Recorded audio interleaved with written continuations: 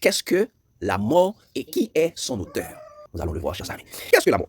Eh bien, chers amis, la mort vient du grec de strong nekos, qui veut dire, chers amis, celui qui a rendu son dernier souffle, celui qui est sans vie. C'est décédé, partir, celui dont l'âme est dans le Hadès. C'est sans vie, qui a perdu la vie, inanimé. Et de façon métaphorique, spirituellement, c'est destitué de la vie, qui reconnaît et se dévoue de Dieu, qui se donne au péché et la mort. Donc la mort, c'est quelqu'un qui est sans Dieu, qui se donne au péché. C'est pourquoi nous savons que lorsque Jésus avait dit aux disciples, et viens et suis-moi, le disciple lui avait dit, laisse-moi aller ensevelir mon Père. Jésus l'avait dit, laissez les morts ensevelir leurs morts. Donc spirituellement, c'est quelqu'un qui est inactif dans la réalisation de ce qui est droit. Et de façon biologique, chers amis, la mort, c'est arrêt définitif des fonctions vitales. C'est moment ou lieu où ce arrêt des fonctions vitales se produit. C'est un moment, c'est un lieu. Donc c'est pourquoi on parle de séjour des morts. De façon rhétorique, chers amis, la mort peut être souvent personnifiée, voire la mort. La mort est une personne. Donc, chers amis, la mort est l'absence de la vie. La mort, c'est quoi? La mort, c'est l'absence de la vie. Étant donné que l'Esprit de Dieu est la vie, donc la mort est une absence de Dieu. Regardez ce qu'il a dit, chers amis. Dans Marc 15, verset 34-35, lors de la mort de Jésus. Regardez comment Jésus était mort.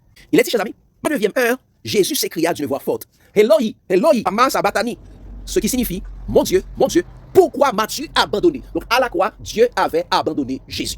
Et suite à abandon où Dieu a abandonné Jésus, voici ce qui est arrivé, la mort est arrivée. Regardez, Jésus dit au verset 37, il dit, mais Jésus, ayant poussé de grands cris, expia. Lorsque Dieu a abandonné Jésus, Jésus est mort.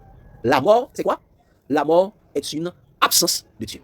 Donc, chers amis, pour que la mort puisse exercer son pouvoir et frapper, elle envoie son aiguillon, son piqûre, qu'est le péché. Il produit la séparation avec Dieu. Et c'est pourquoi Dieu avait dit, ce sont vos péchés qui mettent une séparation entre vous et votre Dieu.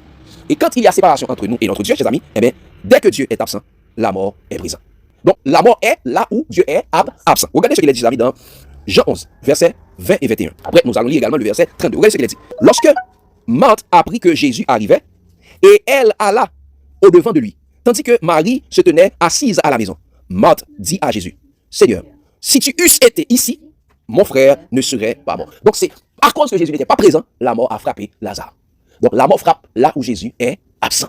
Regardez le verset 32. Il dit ça. Lorsque Marthe fut arrivée là où était Jésus et qu'elle le vit, elle tomba à ses pieds et lui dit, Seigneur, si tu eusses été ici, mon frère ne serait pas mort. Parce que Dieu est la vie. Comme il a dit dans Genèse 2, verset 7, l'Éternel forma l'homme de la poussière de la terre.